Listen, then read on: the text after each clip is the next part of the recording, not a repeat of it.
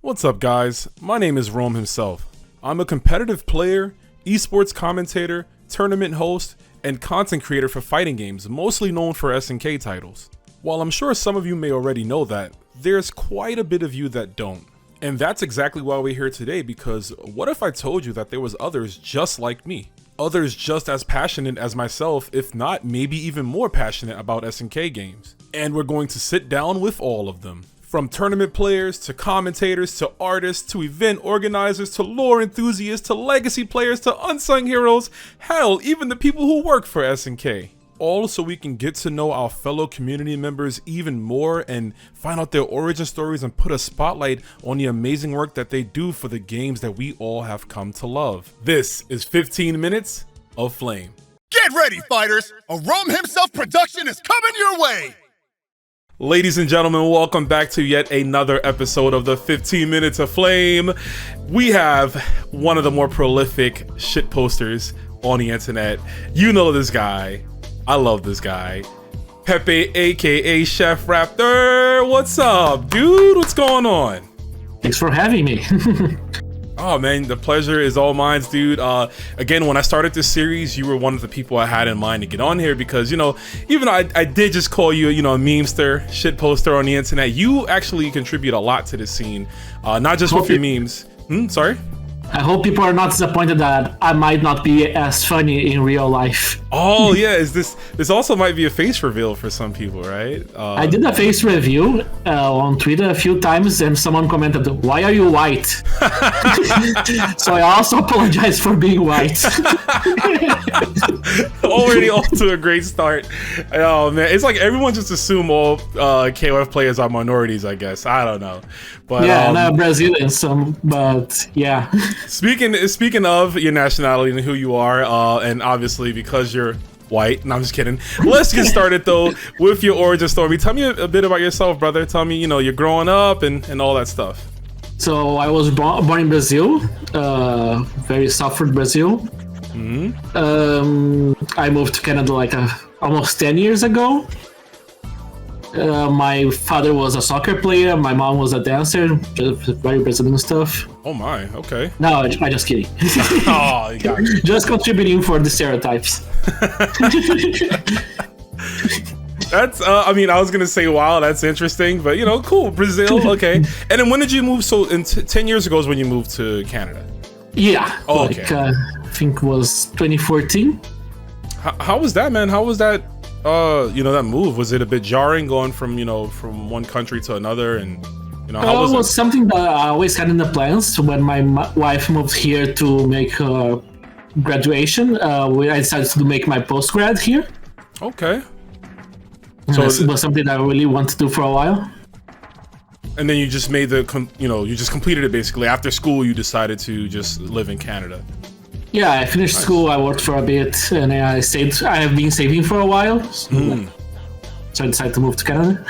Wow, that's interesting. You know, moving out there for for your wife, but also for schooling, and then deciding to stay out there. You know, that's great. Kind of, you know, having that bit of duality as far as just an entire culture, right? I would assume everything is got to be different. And actually, you know what? I'll ask you about that. You know, as far as how things are out there and, you know, culturally, what's something you really like about Canada that you, something you really like about Brazil that you miss that it's not necessarily in Canada, and maybe something on the back end too, something that you really like about Canada that you didn't have back home in Brazil. So besides like not having my friends and family here, the thing I miss the most about Brazil is the food. Like I drink every day, going back and eating some food and just going back to Canada to live here. But about Canada is the being safe on the streets, like being alive. Oh my god. You can't just go on the streets in Brazil and do this with your cell phone because you're going to get robbed. In Brazil, I was kidnapped when I was 14 years old. Oh my god. Yeah, so it's called lighting kidnap. They grab you, you go to the bank, withdraw money. But since I was 14, I had no money. It was no big deal. Wait a minute, before I decide to laugh or cry at that, are you pulling my leg again? No, it's true. See, you can ask every Brazilian, they have a story about how they almost died and they were robbed. That is actually scary. As someone who wants to visit Brazil someday, I don't know, that makes it a little bit harder for me to desire to go there. But I mean, I've heard the stories, and that's the unfortunate of a lot of, you know, just countries that are in poverty, essentially, is that, like, you know, someone comes out there for vacation, or even, you know, yourself, you were born out there.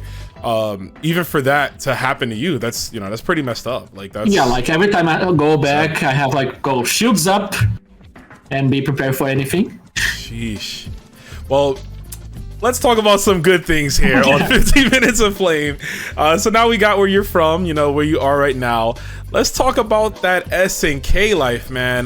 Tell me about your earliest memory playing an SNK game. So, since I was born, my parents always gave me like the video games that I want. Like Okay. So I started with Street Fighter 2. I think was the port for Mega Drive, the Genesis in the US. Oh yeah, the one with Guile and Bison on the front cover, right? Yeah. I had that one too. Yeah. I was hooked on that game for a while, like. And since I have like a video store next to my house, I got Fatal Fury the first one, Fatal Fury 2. So I was like super early in the SNK games, like right when they were released. And like when I went to the arcades, I played the KOF 94. Was actually my first. So you played 94 when it was out, right? Like I played 94 and 94. That's cool. Yeah, that's so you were right. You've seen. So you basically had the front view of everything, right? Seeing like the come up of SNK titles, because Fatal Fury 1 is 91, if I'm not mistaken. And yeah, then, 91. Yeah, so you go on to 94, you play KOF 94. Man, how was that like? Do you remember like what captivated you about it? I remember that when I played my Fatal Fury, my main was Kim. And going to 94, I was like, what the fuck is this team? It's a fat dude and a Freddy Krueger? I was like, nah. But it was the best value for money for me, because you could play 3 characters, and was the only game that was doing that. 3 characters on one coin, essentially, yeah. And I'm sure the line was shorter, right, as well? Yeah. It was alright, like. It was mostly single player, what I was playing at the time in the arcades. So, and yeah, I also played like the ports for Fatal Fury, Samurai Showdown, and then later, my dad got me like even the Samurai Showdown. I have a little show and tell. It's like, oh, let's see what you got. Oh, oh my God! I used to have that as well too, man. The classic, the Genesis Mega Drive. He still has the cartridge too. What a Chad, man! That piece right there, that artwork piece, that's one of my favorite SNKs. It's so iconic, right? So good. How Marlo just with the big like afro almost. Oh man. Yeah. So later, my dad got me a Sega CD with the Sonic CD, and I only had 3 games. Was Sonic CD, Fatal Fury Special, nice, and Samurai Showdown again. So you bought the game twice. It had it on regular Sega Genesis and Sega CD. Yeah, I was hooked on Samurai Showdown.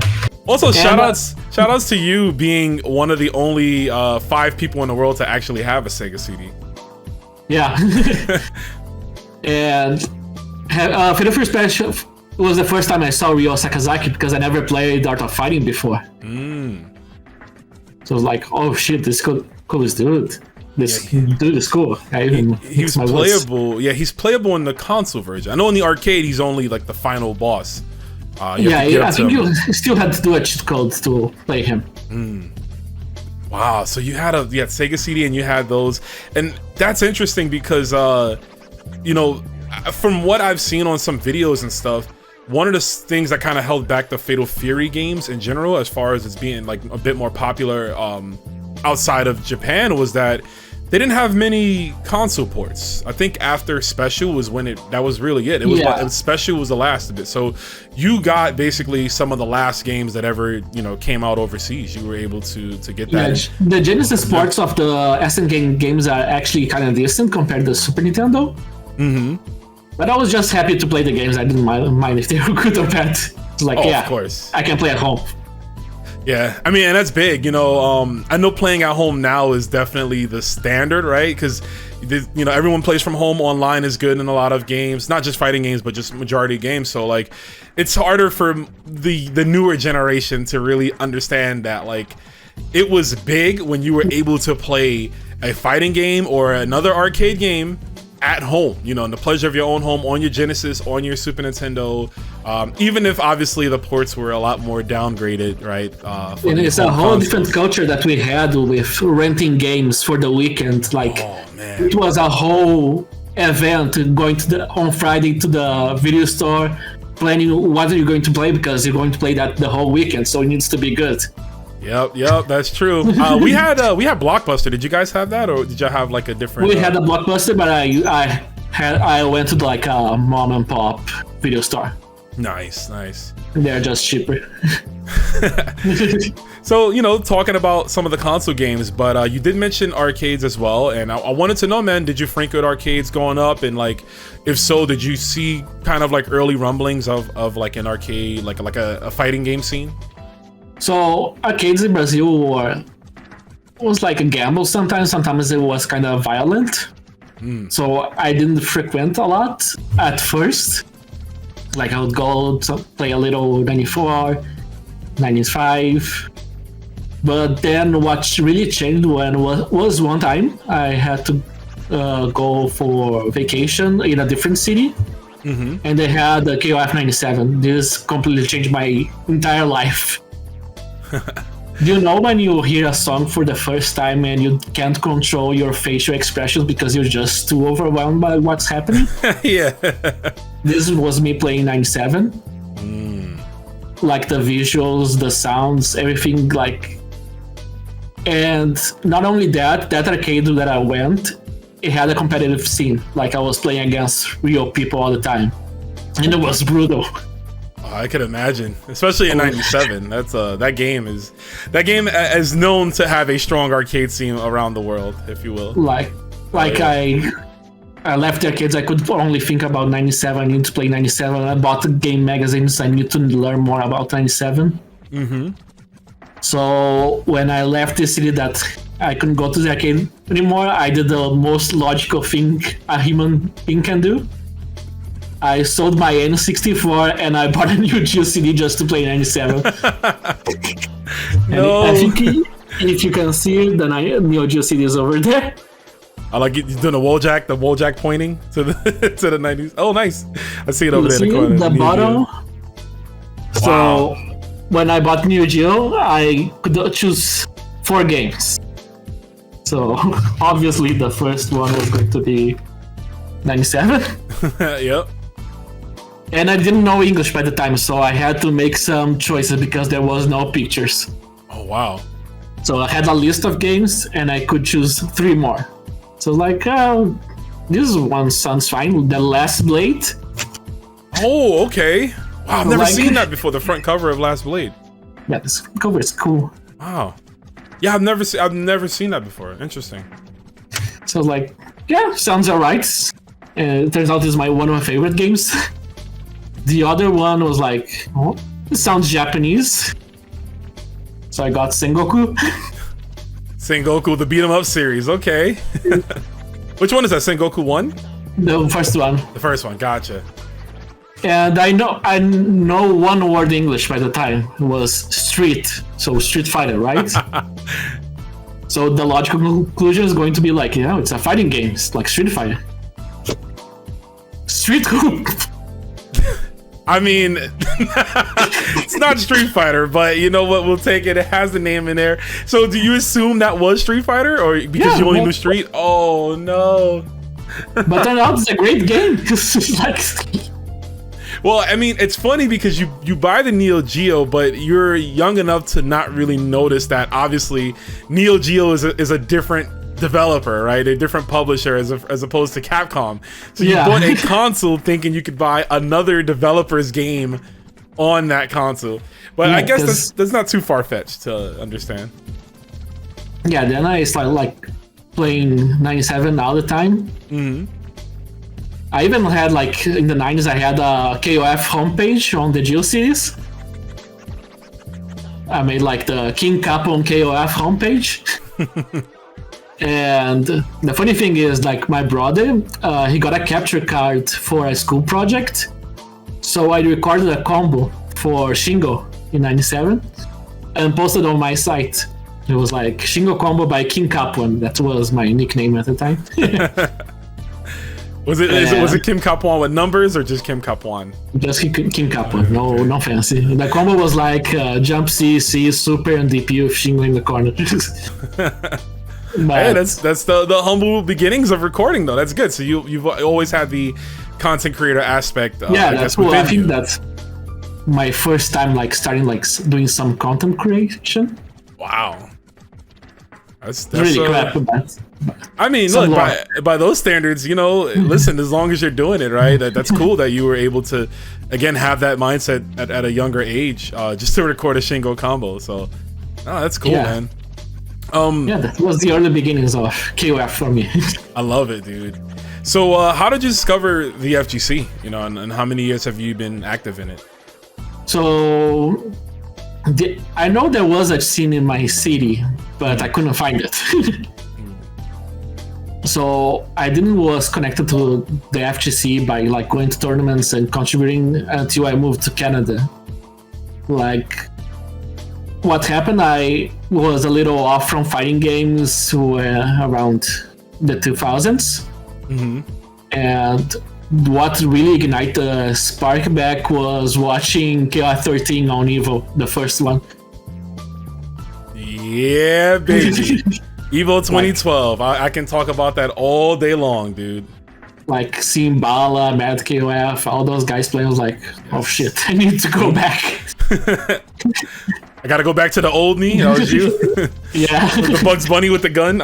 I gotta go. Forgive me, Lord. I gotta go back to the old me. So what happened when I moved to Canada? The first thing I did was spectate a tournament.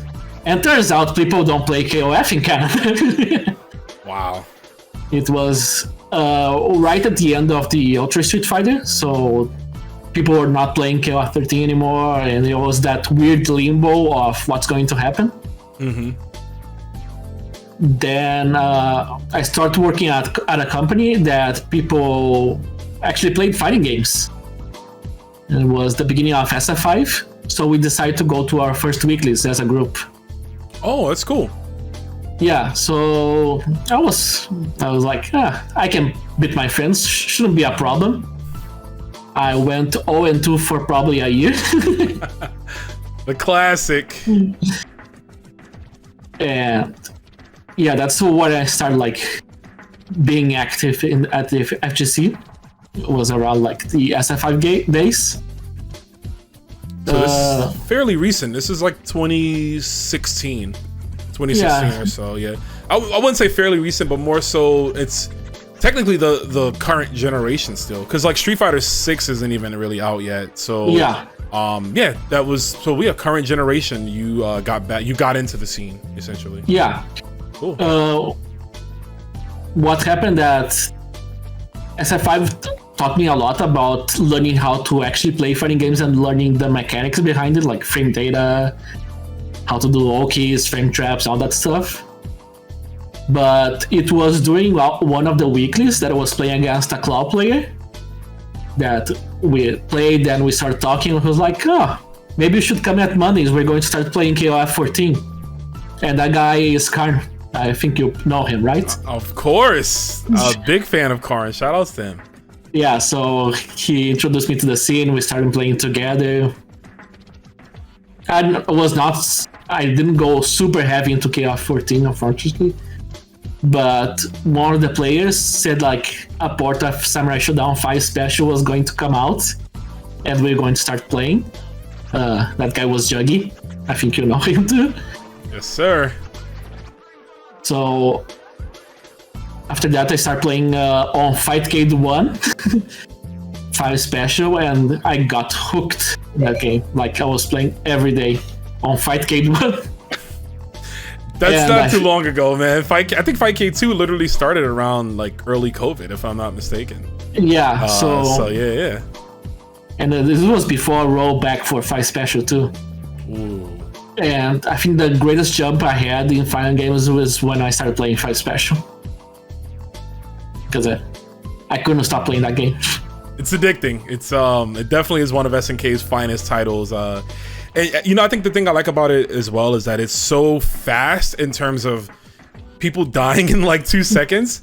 So you're just playing a lot of games. You know, you get hit a few times and you explode.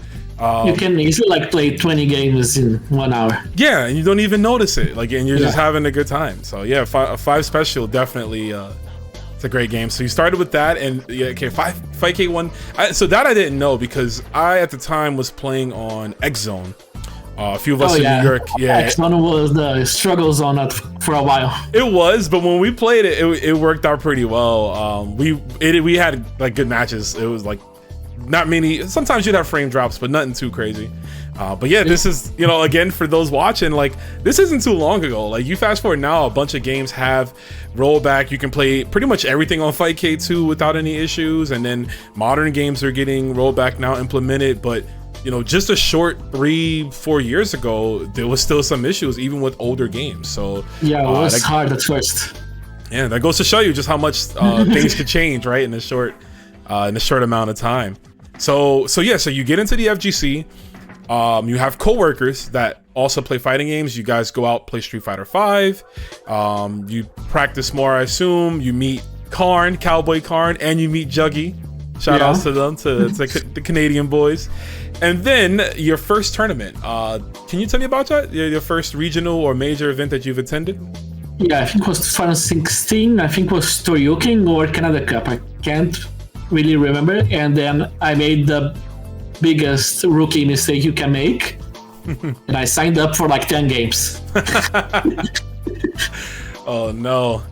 Like, if I like those games a lot, I should sign up. Then I went for all of them. You probably spent like $90, right? It's like $10 per game. Yeah, around that. Like, so turns out you need to focus in 1 or 2 games to be good at them, and not like try to half-ass 10 of them.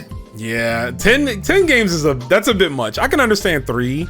Maybe 4 if you're that talented enough, but 10 games, my guy. What were you doing? Yeah. I was just happy to participate and join. Like, I did a bit of commentary for KOF 14. Was awful. Oh, it's cool. You know, but out to you, it's a hard job. It is. Commentary, that's something a lot of people don't really understand, I think, is that it's not as easy as like it looks. It can be. No, when I was commentating, it was like, ooh, good job! Nice!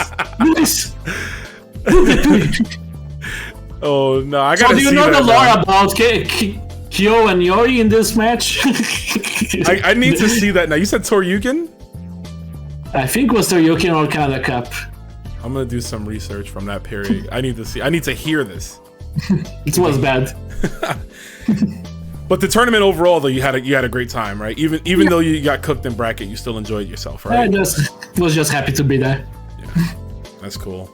That's all that matters, man. So let's fast forward a few more years. 2019 Samurai Showdown 7, 2019, whatever you want to call the game. That game drops. That game is sick. That game is goated. It is the sequel in some ways to 5 Special. Even though 6 exists, I think a lot of people don't know about 6. But anyways, Samurai Showdown 2019 comes out. Let's talk, brother. Tell me your thoughts on the game, man, and just tell me about how you felt when it came out, and how we feeling today about it, man. What does it mean to you? Like, at first, when I was playing 5 Special, I never imagined that SNK was going to do a sequel for Samurai Showdown. So when they first announced it, I was a little overwhelmed. I was like, what? What's happening? Is this real life? And I remember when they did the first presentation for the game, that they had like a huge show with samurais playing, and they started playing, they revived the soul, and I was like almost crying. It's like, it's back. But yeah, I really loved the game when it's out. Unfortunately, I had to stop playing at some point because it was with COVID and the netcode was just unplayable for me, and it was really sad. So I'm glad that the rollback's happening and I can go back to the game. Yes, sir. Yeah, you know, it wasn't it wasn't our faults, you know. It just happened. A lot of us weren't able to play it at that time, so you know. Yeah, shit happens. Yeah, shit happens. But during Samurai Shodown 2019, I think this is when me and you, I start to get to know you, and we start to talk a bit more over the internet. I think I started streaming 5 special at the time, so you start like showing up like, this guy's cool. Yeah, I was in your stream, I remember. Yeah, again, you know, that was a short time ago, but it feels almost like a decade ago, you know? Yeah. Feels like a long time. So yeah, I find out about you, you know, like I said, we talk a bit more. And then you do something. You like the story, right? Yeah, I love it. I want to know this story. You know where I'm going. Since you like to do some show and tell, you have a tattoo on your arm, right? I do have it. Oh, my arm. Oh. So what happened, like I think 2 months or less after Samurai Shodown was released, we have our first tournament, was CEC. And I was doing really well in the tournament, so I was like, let's do something. So I tweeted, if I get to top 8, I'll make a Temtem tattoo on my arm. And what really happened, I got 3rd place for Samurai Shodown and 1st place for 5 special. So here's the tattoo. There it is, folks. Let's see if that focus could get in on it. If not, I'll definitely have a photo so you can see it up close. But that is the tattoo right there. This man said, if I get top 8, I'm going to get a tattoo. And not only, again, not only did you get top 8, but you also won 5 special. You got 3rd at Samurai Shodown 2019. Yeah. Which is impressive. And you got 1st at 5 special. So, man, that is... I can play games. People think I can only meme, but I kinda nice sometimes. Kinda nice sometimes he is. But that's something I've never really, like, it's not that I can't fathom it, because it's cool as shit, but it's like, wow, you live life the way you want to live life, Chef, where you're just like, I'm gonna get a tattoo, bro. That's like going to Vegas and just be like, fuck it, I'm gonna just get a tattoo just because I'm out here. You was like, yo, if I do this, I'm gonna essentially put it out there that, yo, if I get this far, I'm willing to show my love for Tam Tam. I'm willing to show my love for Samurai Shodown. I'm willing to show my love for SNK and get one of their characters permanently a part of me. So, and the funny thing, I got a 2nd one. You got another? I didn't even know about that one. Oh my god, who's that? It's a little hard to see from where I am, but it's Basara. Wow, I got Basara. This dude right here, yo. Before Chef Raptor leaves this universal plane, he's gonna be tatted. Your body's gonna look like the character select screen, bro. Yeah. Wait, it's a little bright here. There we go. Dude, that's so cool. I didn't even know you got that one. Where'd you get that one? A few years ago. Oh, okay. I'm still planning on my KOF tattoo, but I'm still not sure what I'm going to do.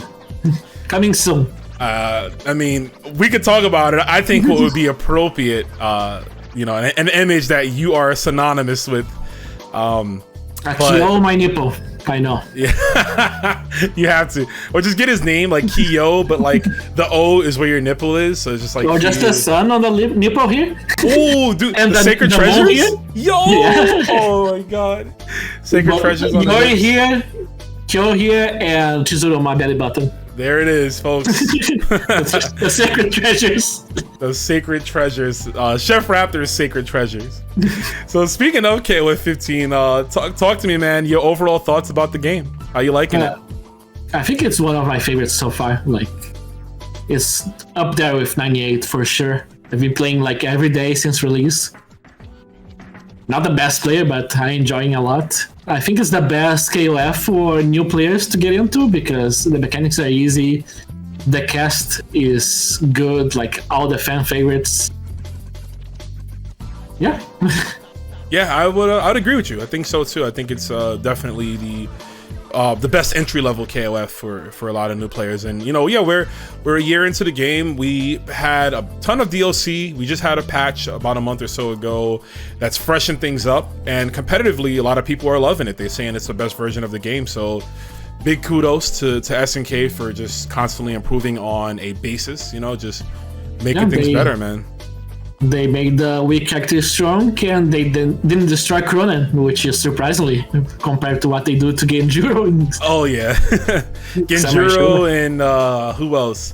K-Dash and KOF 14 on release. Yeah.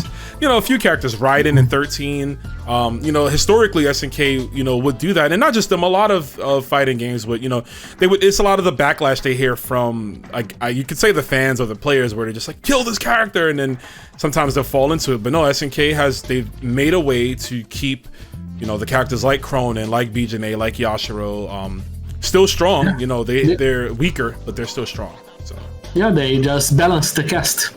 Yep. So yeah, let's get into that social media, man. So I started off saying, you know, you're a prolific shit poster, a memester, if you will, on Twitter. I've been called that. But I want to go into you know, some of the stuff that you've done on Twitter. Yeah, it's been funny. You know, it's been, you know, look at that. That's haha. You know, we can share the meme, whatever. But you've also done something, I think, that kind of blew up so far out of proportion that I don't even know how this happened. But it was a meme turned into something much better. And I'm obviously talking about the wanna play KOF, the image of kill that is forever ingrained in the minds of all of us. Can you just tell me about, like, how did that start, and then just like the reception of just how things ended up? Like, what did it morph into? So like before Twitter, I'll always share like this kind of jokes with my friends, and once I started going to Discord, Samurai Showdown Discord, I continued doing those jokes. So I decided like to just post on Twitter, see what happens. And then I started getting some following from that, and that image from Kyo was already popular around like the KOF fans. I did nothing new. I didn't reinvent the wheel with that. But I came back to that image as like, yeah, let's see something funny. So I grabbed the image and I posted. What did I say? Was something in a Boriga, and people thought it was funny. So I reposted, like, say, wanna play some KOF, and did that. And yeah, I had a good reception, and I'm kind of like an uncle sometimes. I don't know when to stop making the joke, so I just keep going until it's not funny anymore. So I just kept doing variations of the same meme over and over. And I even gave like the PNG, I was like, oh, make your own version, like play together. Because what I like about Twitter is it's not my meme, I don't have the rights for it. We can all play together and have some fun. So people started doing their own fan art. Like, the best thing someone did, it was a Mugen character for Wanna Play Some KOF Kyo. And all the moves are just like memes. You see that one? No, I need to. I'm gonna splice it in here, but I need to see that, yeah. Yeah, it's called Wanna Play KOF Kyo, something like that.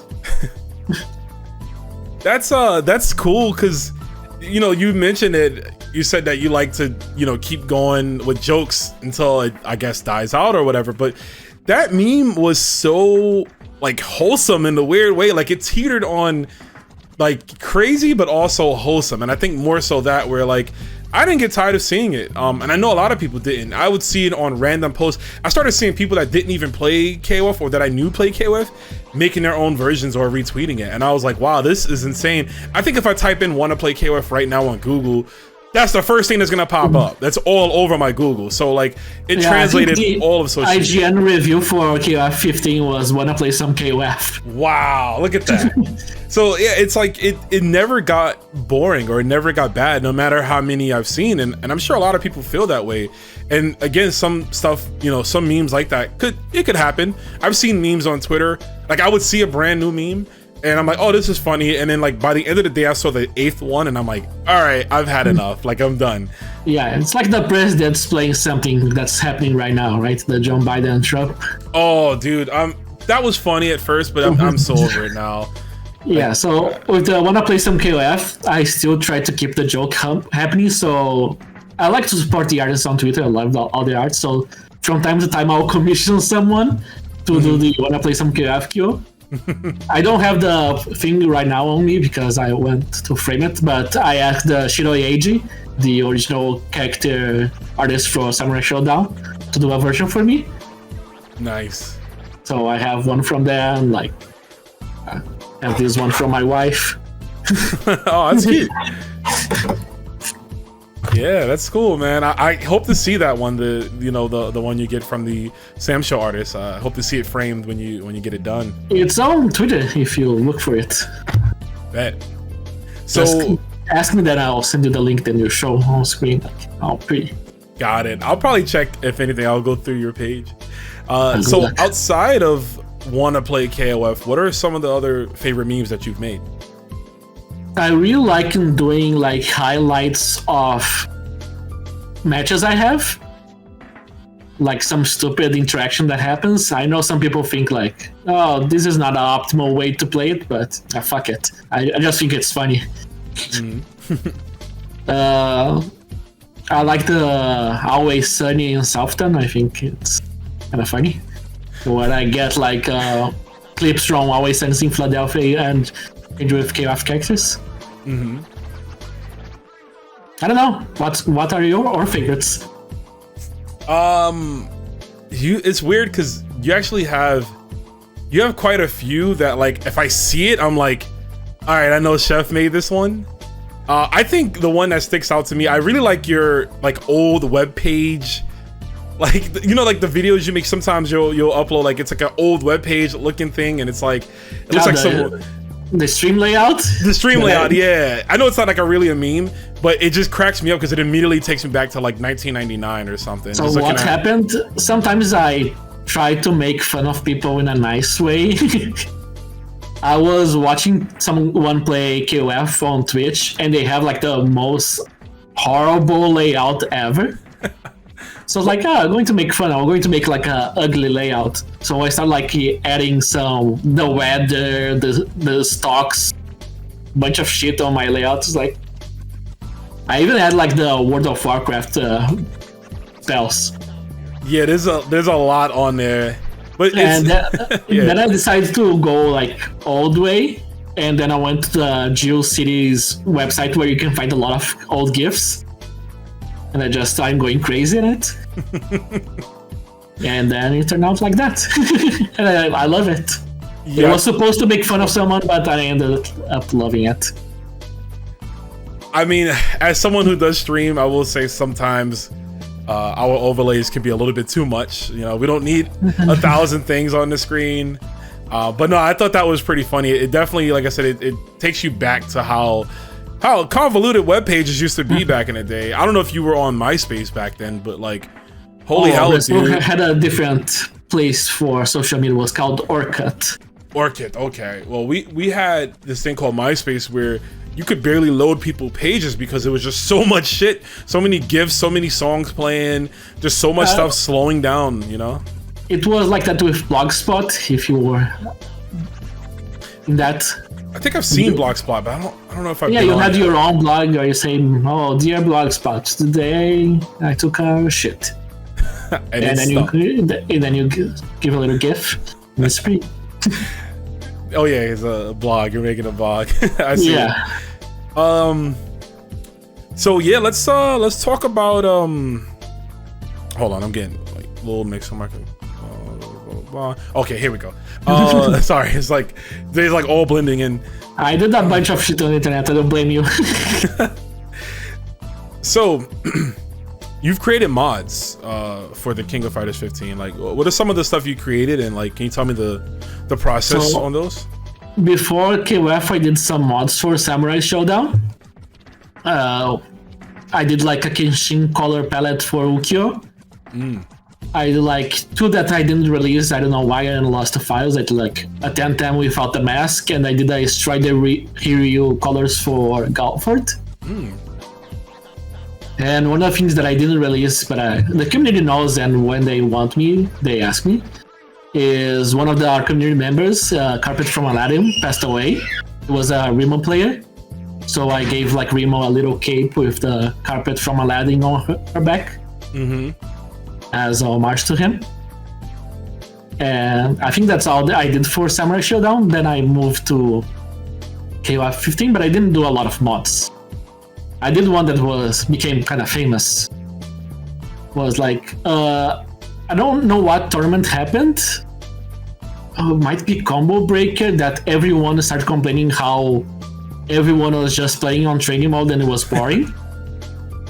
So I thought like, maybe I can do a training mode that is not boring for people to play. Since training mode is the best stage to play online because it will not give you lag. Right. So at least I can make it a little more interesting. Around that time, SF6 was released, so I was like really into that graffiti style from the game. So I was thinking, what can I do that's kind of similar?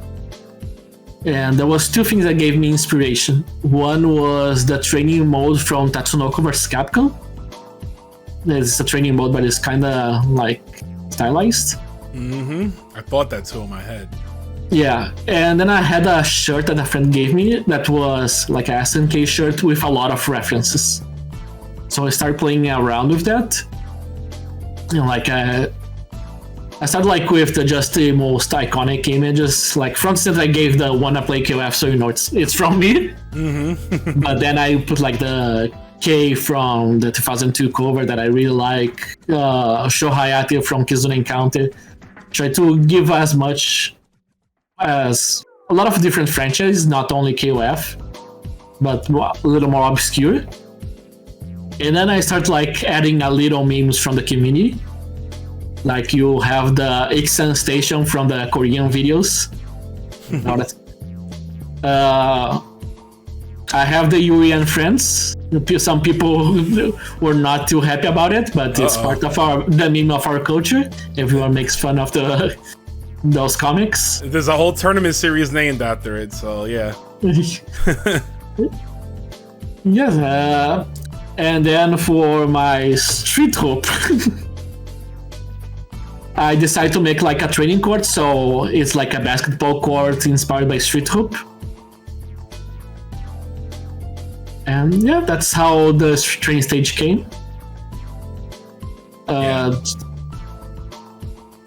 Yeah, that stage is nice. I think it's, to me, honest, I think it's one of the best modded training stages, because most training stages are just like a different color palette. Like, you know, they'll swap the red squares for like a blue square or something. I don't know. Or it'll just be like a shitty render of like a past KOF stage, like the 98 train stage plastered in the background. And no disrespect to the people that do the mods, it's just I liked how original yours was. You know, it's very original. Let's take a bunch of these. It's funny that when I was doing this, someone made like a similar stage. It was also with the brick walls, but was like with the Duck King. It's also pretty good. The mod community it's great. They always helped me with every question I had. Like all the mods that I made, they were really open to help me out, figure out my problems. And to be honest, they are kind of carrying the game for a lot of people. Like the stuff they do for the costumes is just crazy. Yeah, the detailing on the costumes are. Yeah. So I have a Galford mod on Andy, and every time I stream and people watch, they're like, "Yo, is this like real?" Like they think that that's an official like costume. This is how good it looks. Yeah. So shout outs for the mod community. Those guys are the best. Word.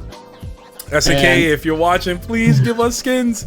Yeah, I think I only made like I replaced the Shobuari from the Samurai Showdown on KOF 15 because when Max Power says it's Shobuari. Yeah. So I changed to the Samurai Showdown Shobuari. You see, like all my memes and mods I make because I want that stuff and I think it's funny. I don't do for anyone else but me, which is kind of weird to say, but yeah. I like that people have the same sense of humor that I have and like the same stuff. Yeah, I think that's perfectly fine. You make it for yourself, and then it's like, hey, if you find it funny, sweet. If you don't, well, it's okay. I made it for me. So, yeah.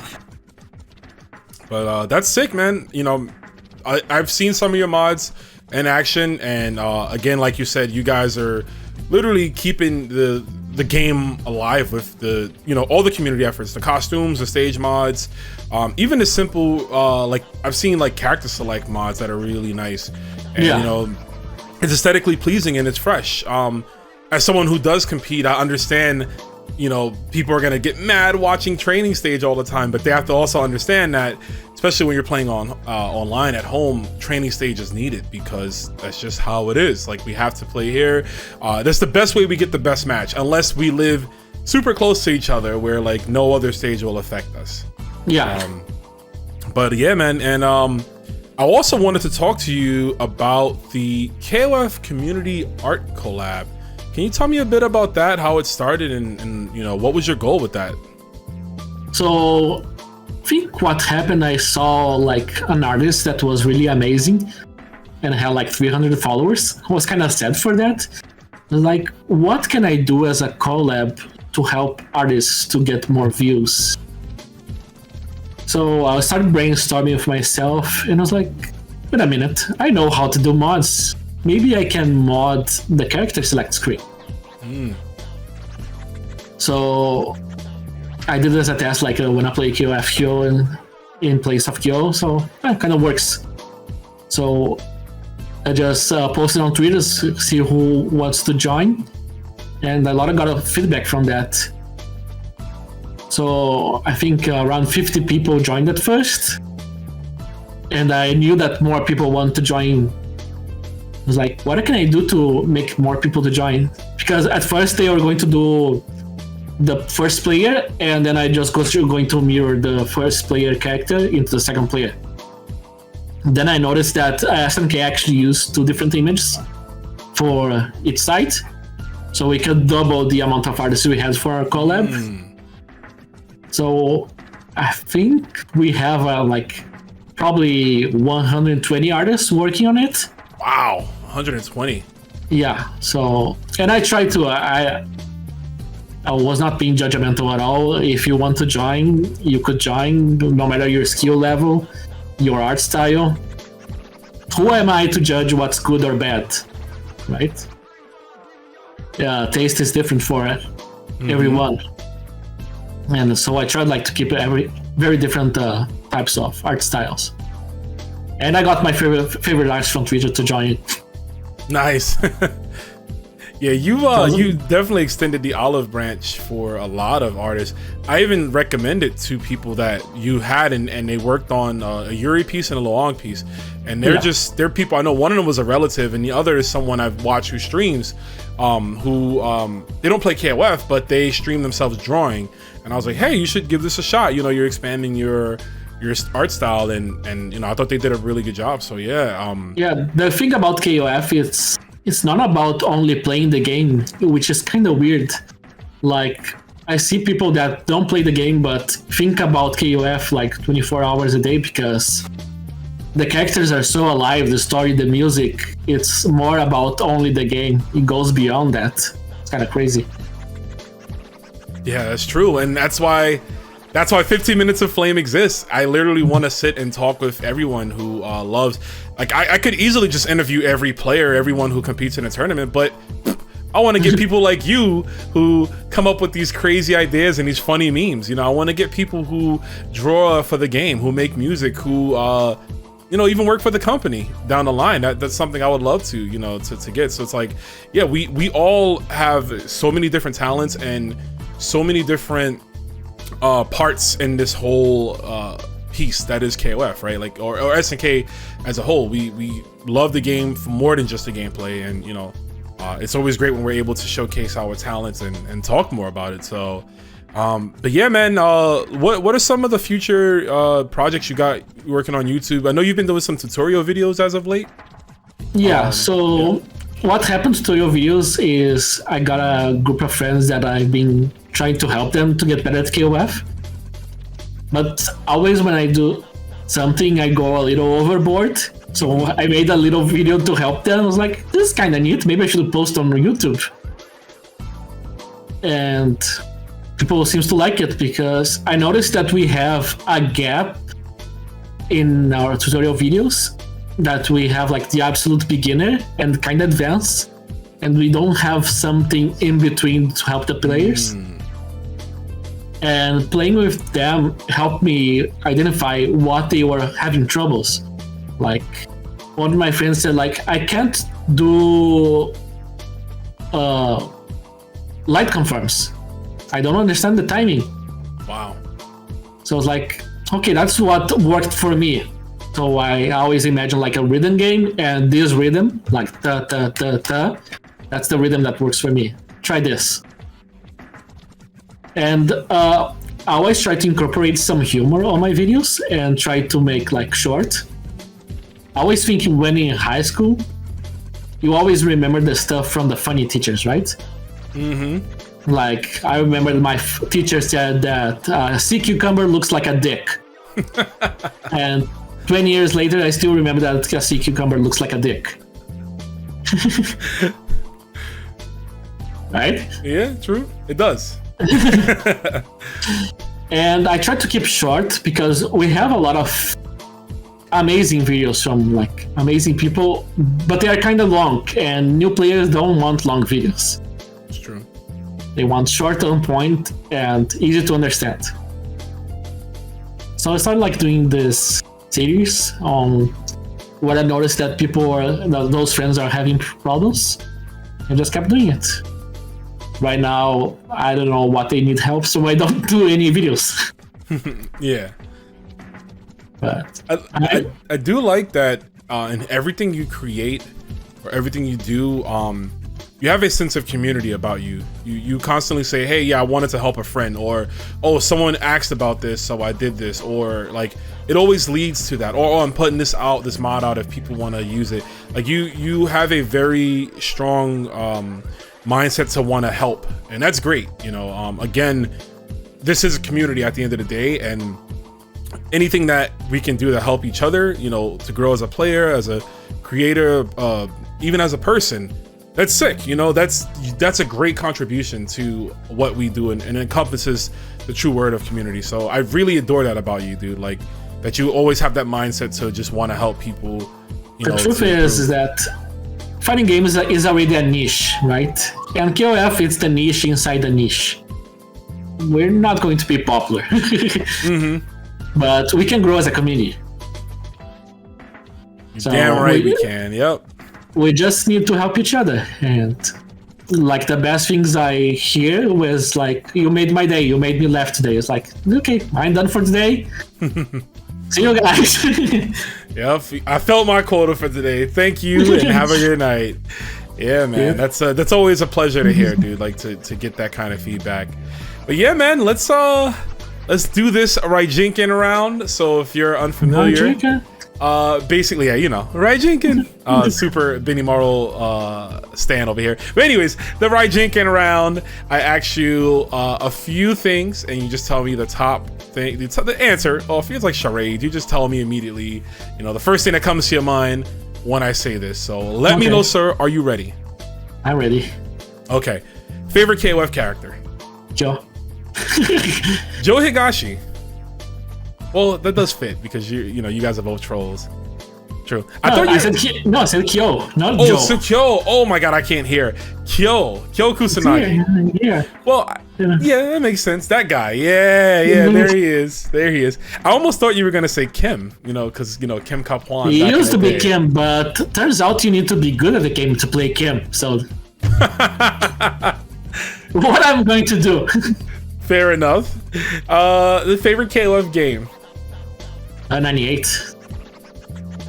Classic. It's like the perfect, you know, sandwich, right? You just can't mess it up. Can't go wrong without it. Yep.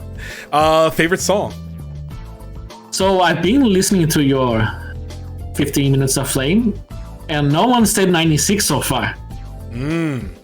So Soul Road 96, the best KOF music. Fight me. It is good. It is a great one. Kim doesn't have any bad songs though. No. But also, yes, you are the first to mention 96. It's been all 2000. I know you've been seeing that. It's all 2000. Yeah. Everyone loves 2000. It's between 96 and 99, but 96 can't go wrong with 96. Cannot, sir. What's your favorite KOF art piece? Or SNK art piece, I should say, as a whole. Which one? I like the one that they all fitted in a car, like 20 of them inside a little car, living a house. I don't know, it's just funny for me. That is pretty hilarious. It's like a clown car. It's all fitted inside there, yeah. You know, it just makes my day when I see that artwork. I know everyone was going to say, oh, wanna play some KOF? No, that one. And the one that they are in a couch and Diamond was like this. And Kill's looking at him like, what the fuck, bro? Yeah. That, oh my god, those early Shinkro faces are timeless. I actually want to get that image framed too. Because it's so good. Diamond is just that smile and Kill was just looking at him like, bro, what? Like, it's like Diamond said something to him and then like, it didn't register yet. Chill. What are you talking about? You are off my thing on 15. Fuck you. Yeah. And like they snapped the photo real quick. And last but not least, create your ultimate KOF team. You can take any version of any KOF character from any game. So first one will be Krauser from 98 UM. Okay. Let's go cheap. Huajai from 13. Oh my. I love the character. I miss him so much. And the other one, he's not a great character, but I just love his movesets. It's Hyo1 from 2002 UM. I just like those OTGs, man. The little punch OTG, I like it too. Yeah, I just miss that. Cool. So we need to bring. Yeah, they just need to bring the clones back somehow. I'm surprised we haven't gotten anything like that in KOF 15, like maybe EX versions. I'm surprised we haven't, you know. But who knows? There's gonna be a season 3 probably down the line. But yeah, man. So we got KOF 98 UM Krauser, not FE UM Krauser. Where he's like fucked up. Let's burn it up. Yep. Let's burn it up. You said Kill 1 from KOF 2002 Unlimited Match. Yeah. And the third one was, who was it again? I'm sorry. Huajai. Huajai, that's why I forgot, because everyone forgets Huajai. Huajai in 13 though, very strong character. So that is a cheap team. It's so fun. He was fun when he starts drinking, and then the properties change on everything. Just juggle the death. Good stuff. And when he does the command grab super, and when he drinks, he does a kick at the end. Oh yeah, that's so cool. The backbreaker into the kick. Yeah, Huajai, you know what? For what it's worth, I do commend SNK for putting him in the game. I know that was a really wild choice because that's like his second game of all time. He's only in the first Fatal Fury, and then that whole Kim team is my favorite. Raiden, Huajai, and Kim. So yeah, man. With that being said, Chef Raptor, there's only one thing to say. Wanna play some KOF? Let's do it. We're back, folks. Rome himself versus Chef Raptor. Nice team, Mr. Chef Raptor. Do you like it? Just annoying characters? Nothing but annoying characters. I thought I would play Haomaru because not only do I love the character, but I know you like Samurai Showdown, so I wanted to get it in here. Time to get destroyed by the man himself, Rome. Yeah, we'll see, man. We'll try, you know. When in Rome? Do as. When in Rome, 2B, and 2 whatever. This is also our first time playing. Yeah. Oh, you can't see it on my end, but I forgot I have a Green Hill Zone mod on the training stage.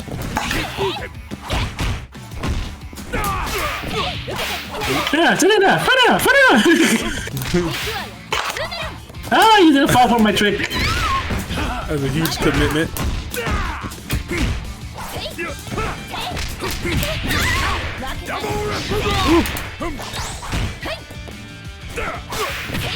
Oh my god, that was deep. No, I think I got pressed anything. Oh no. Oh no, he knows.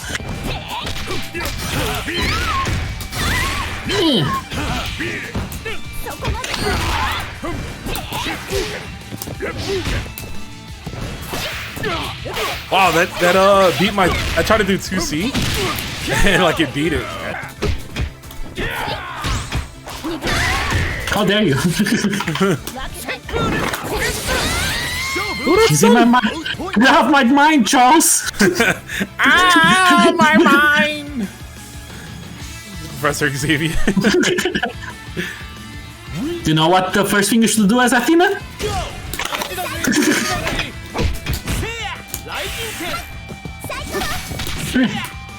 Stop! Have mercy! No! My dad! Hey, comes Shermie. Pocoyo! Oh no! I think I'm dead, right? Nah, I messed up.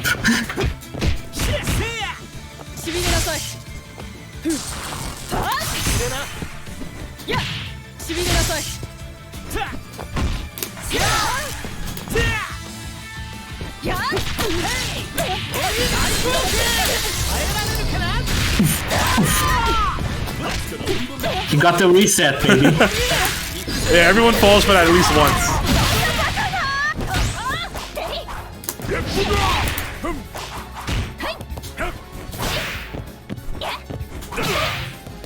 Wow, that hit.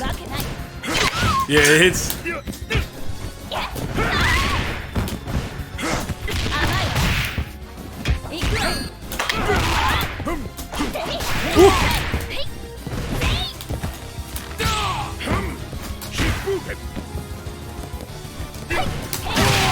Nice, I didn't have enough health.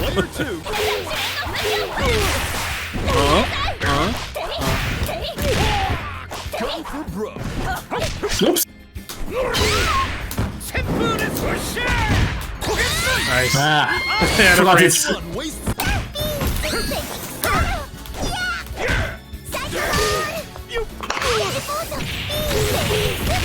Beans, beans. Dina, what's for dinner? Beans, beans.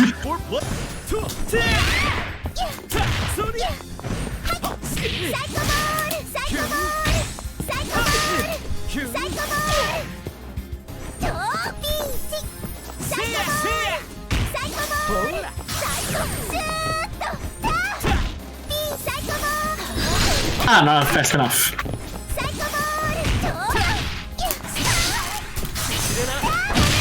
Nice. I got 4 bars. I could try to make this happen. It's like the same brain. Ooh. Oh, nice. Go, go, go!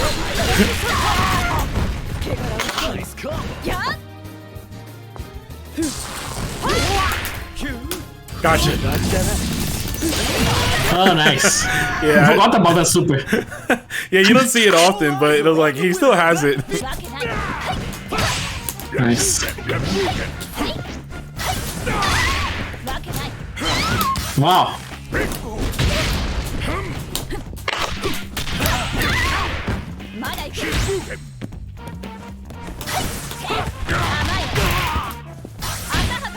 Nice, nice block. Yeah.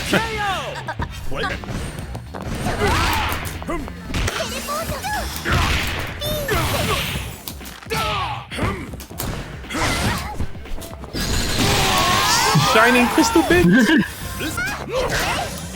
Wow. Okay. Oh my god.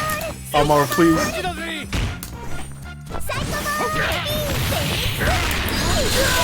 Oh, there's your sword, like a big booty.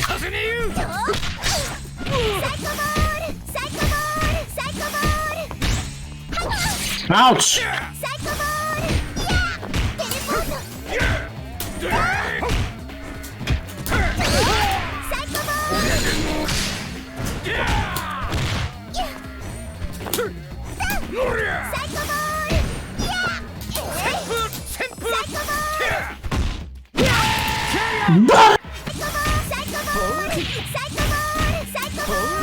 No!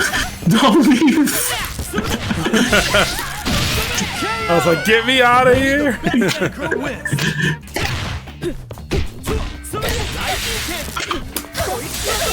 Nice. Level 3.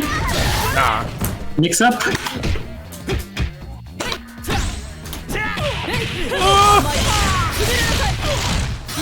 Make it count. Oh, Good shit. I was like, wait, did the combo drop? I was so confused.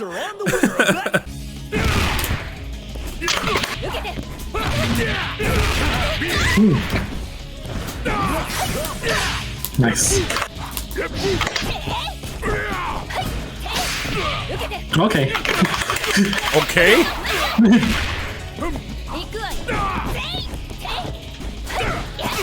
Oh my god, I'll never know what she's gonna be. I don't either, that's why it's good.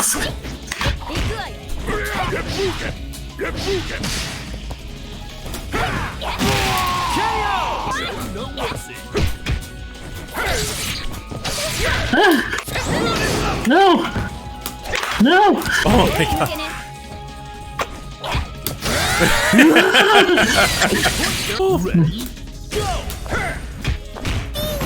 Ah, changed. Nice.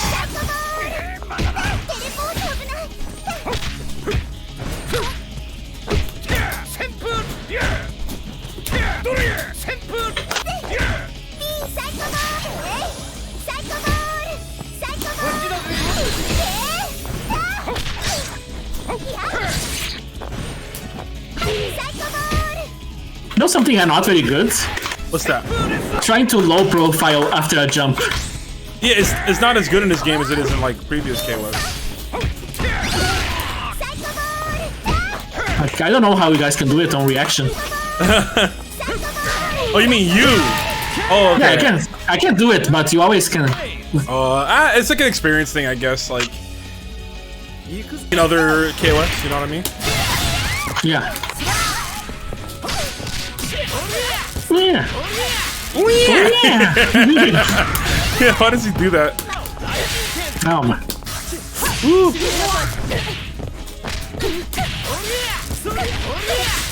Yeah. Level 2. Mix up.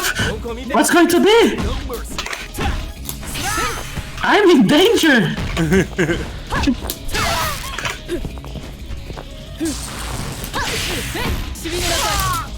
I'm in danger.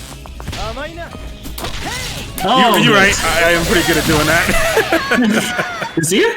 Yeah. Get it a bit more. But I'm happy I'm getting to your third character. I know it's not your main team, so. No, you're good. You're doing fine. I do play Geese now, so.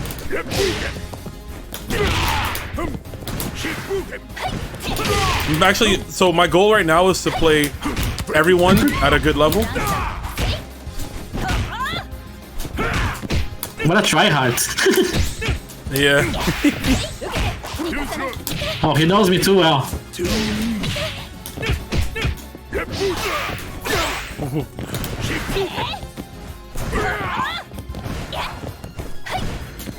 Ah, you son of a. Trying to be sneaky.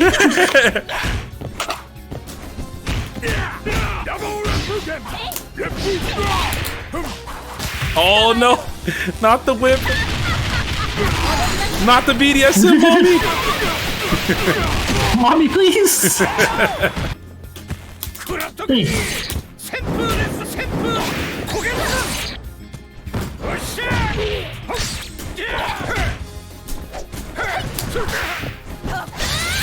Try to hit you in the air with a yeah. Dude, I wish he had that in his game. Just run up, yeah. Let me out. Oh my god, you got out all right. Yeah, that's the confirm.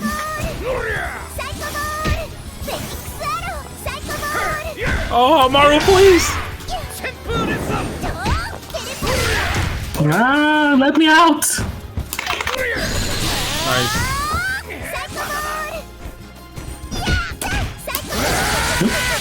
He knows. Get out my. Repeat. No. Oh, Maru, please. Oh my god. Come on. The water is fine.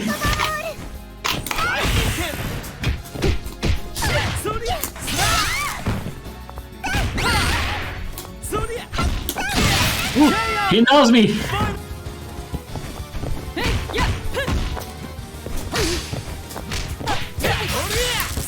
The mix-ups.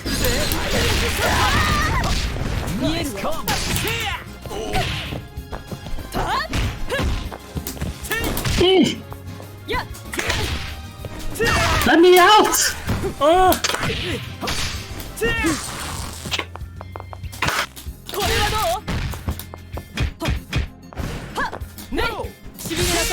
He wants to level 3 me! GG's, man. Jeez. GG's, Mr. Chef Raptor. Thank you for the game. Jeez. That was a lot of Thank fun. you. Yeah, man. Yeah. It was definitely a lot of fun playing some matches with you. But can you tell the people at home where can they find you at? They can find me on Twitter as Chef Raptor. My YouTube is like Chef Raptor something. Just search on YouTube Chef Raptor. If you see someone saying I'm a scrub, cheater, just ignore that. Don't see the match I lose. Just search for my name. Nothing else. Sounds Chef good. Raptor. Sounds good, man. You can also find me on OnlyFans. Me and Romeo are going to do a photo shoot later. It's going to be very good. That wasn't supposed to be leaked yet. I was trying to hold off, but it's fine. No. You can announce it now. First people have to pay, then you'll see. Little Brazilian boy getting has blasted on KOF 15.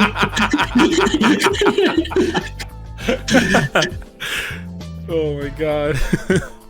But there it is, folks. Chef Raptor, dude, it's been a pleasure to finally get to know you a bit more. You're just as funny as you are on the internet, for those that, you know, may be seeing you again for the first time here. But thank you, man. It was my pleasure. You're awesome. And You as well. Hope to see you someday in person. Yes, there will be some event I will see you at down the line. Even if I gotta go over to Canada myself, I will do that, man. Yeah, we'll find something. Word. But with that, folks, that has been yet another episode of the 15 Minutes of Flame. Y'all take care, have a great night, and we will see you next time. Peace.